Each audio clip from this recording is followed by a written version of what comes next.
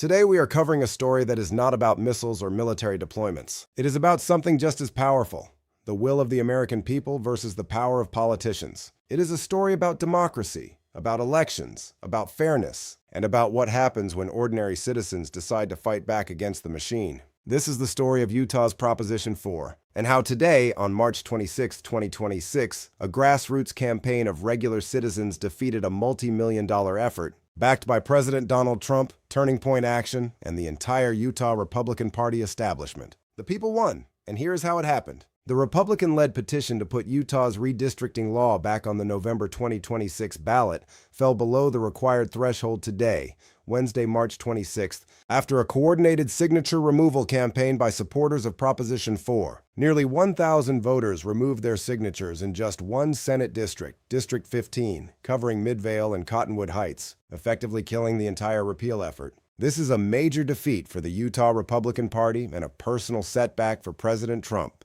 who had personally endorsed the repeal effort and put the full weight of his political brand behind it. The effort was bankrolled by a dark money group called Securing American Greatness, a nonprofit that helped finance Trump's 2024 presidential campaign and contributed more than $4.3 million to the Utahns for Representative Government Repeal Committee. $4.3 million, Trump's endorsement, Turning Point Action on the ground, and they still lost. So what exactly is Proposition 4, and why is this battle so important? Let us go all the way back to the beginning. Before we can understand Proposition 4, you need to understand what gerrymandering is, because it is one of the most powerful and least talked about forces shaping American democracy. Gerrymandering is the practice of drawing electoral district boundaries in a way that gives one political party a significant unfair advantage over another. The name itself comes from Elbridge Gerry, a governor of Massachusetts in the early 1800s, who approved a weirdly shaped district that looked like a salamander. And from that moment, the term gerrymander was born. Here is how it works in simple terms. Imagine a state with 10 voters, 6 Democrats and 4 Republicans.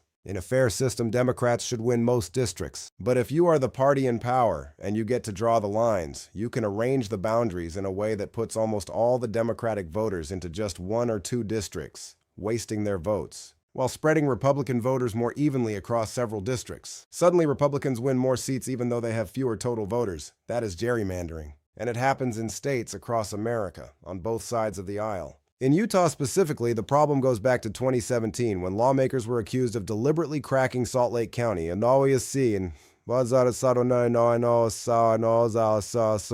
state's largest concentration of non-Republican voters into 3 separate U.S. House districts, effectively diluting the voting power of Democratic, independent, and minority voters across the county. That is when a group of Utahns decided they had had enough. In 2017, a bipartisan group of Utahns came together with a single goal: ending gerrymandering through citizen-led reform. They launched a grassroots campaign for an initiative that would take the power of drawing electoral maps away from politicians. On November 6, 2018, Utah voters approved the initiative known as Proposition 4, establishing an independent commission. This was a genuine people's victory.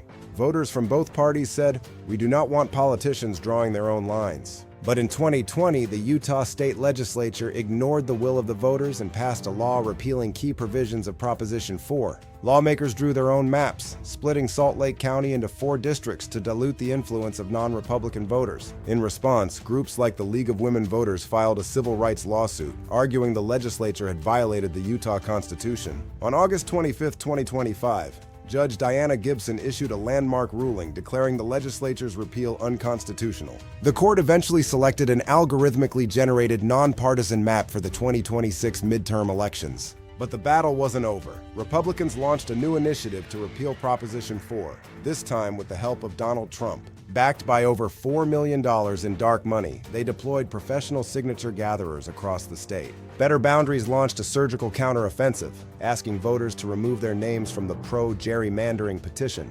They focused on Senate District 15. In 1 month, nearly 1,000 voters removed their names, killing the repeal effort.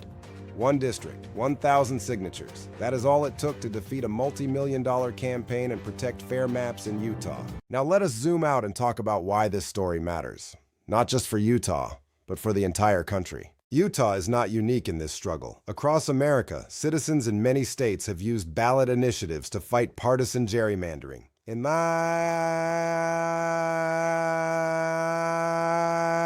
And in many cases, legislatures have responded by trying to undermine or reverse those citizen-led reforms. What distinguishes Utah is the unambiguous right of the people under the state constitution to speak and enact laws as they see fit. The legislature, in the view of the courts, should listen to the people when they voice their opposition to partisan gerrymandering. What happened in Utah today is a case study in how democracy is supposed to work.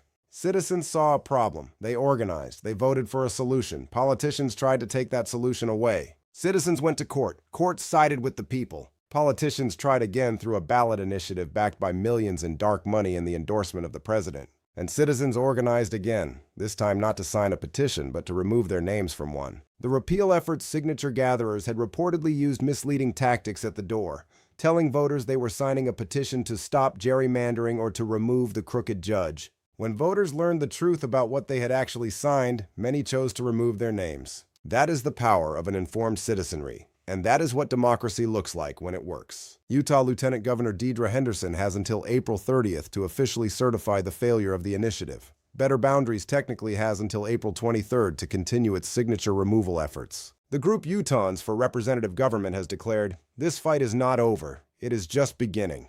The legislature still has multiple other legal strategies in play, including an ongoing appeal to the Utah Supreme Court, efforts to pass a constitutional amendment that would allow the legislature to repeal citizen initiatives by simple majority vote, and continued attempts to weaken the citizen initiative process through new procedural hurdles. For the 2026 midterm elections, the court-ordered FAIR map, Map 1, stands as the official congressional district map. After nearly a decade of legal battles, Utahns have secured the opportunity for fair representation in the upcoming elections. But the broader fight over whether citizens or politicians control the drawing of electoral maps in Utah is far from finished. Here's the bottom line. A grassroots citizen movement born in 2017 passed a landmark anti-gerrymandering law in 2018. Politicians spent years trying to kill it. Courts struck down those attempts. And today, a large-scale campaign failed to overcome the organized opposition of regular citizens who simply did not want politicians drawing their own maps. This is a story about power,